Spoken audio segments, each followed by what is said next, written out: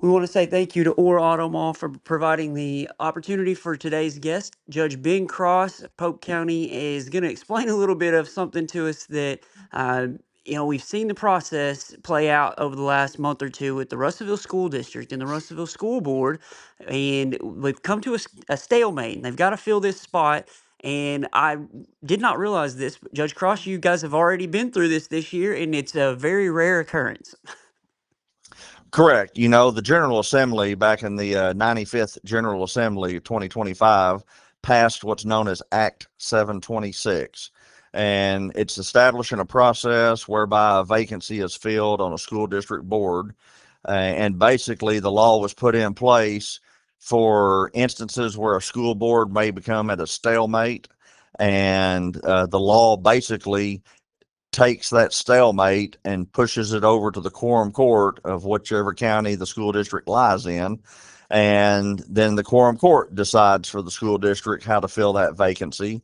And it's pretty straightforward, methodical process, but a school board can either refer by resolution to the quorum court, or if the stalemate still exists and they don't want to do a resolution, then there's a time frame, and when that time expires, it must go to the quorum court for a decision.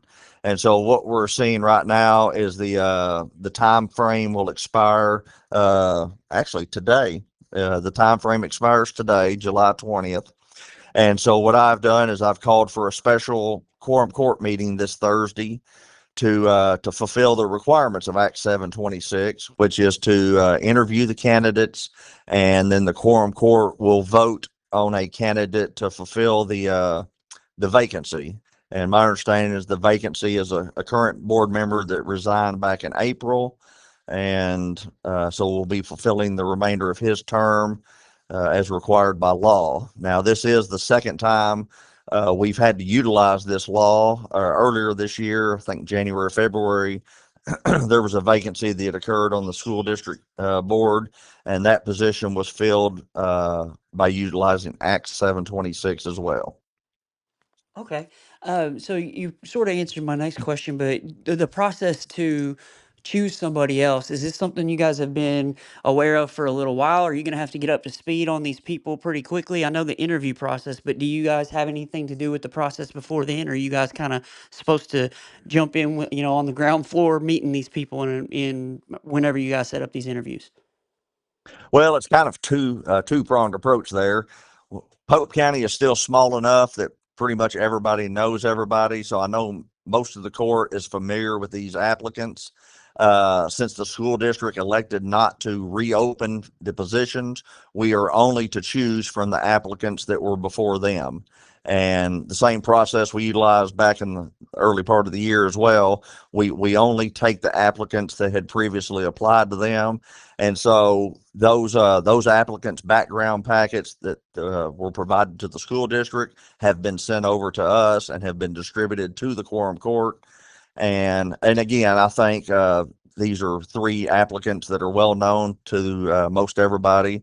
And so their contact numbers have all been distributed to the quorum court members. So if any quorum court member wants to call that individual and have an individual discussion, they can do so.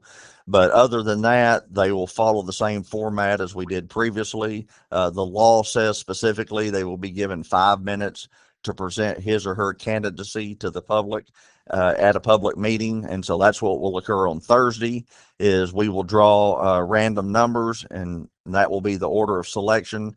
And they'll each get up and present for 5 minutes. And then after all applicants have presented to the quorum court, then we'll do a roll call vote in the same order as in which they presented. Okay. And then that person is effective when going to be on the school board? All school boards, even by election, are effective immediately. So what I anticipate is once the quorum court makes their selection Thursday night, that person will be sworn in by the county clerk at the meeting, and they will walk out of the Polk County courthouse as a school board member. Well, there you have it, folks. If you're wondering about the process like I was, now you know a little bit more.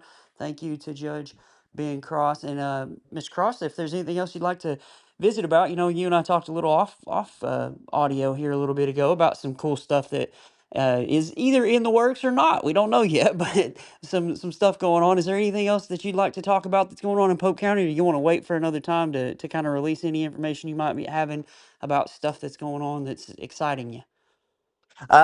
There's always developments that we have to kind of keep mum the word on until things develop. But I think you're going to see some exciting developments across the River Valley over the next year, and it will be, like I said, I think it will be to everybody's uh, pleasure that we're going to be getting more and more stuff. This is a vibrant, growing community. And for somebody that, I was born here in the 60s, I can remember every road in town was a 2 lane.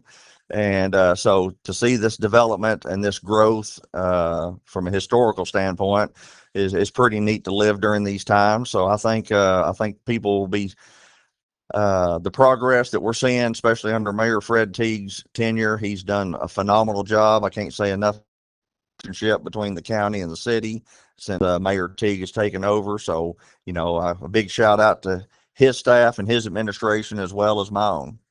Awesome. Well, Judge, we thank you for your time always and appreciate your candor and helping us with this situation. We'll be in touch again soon.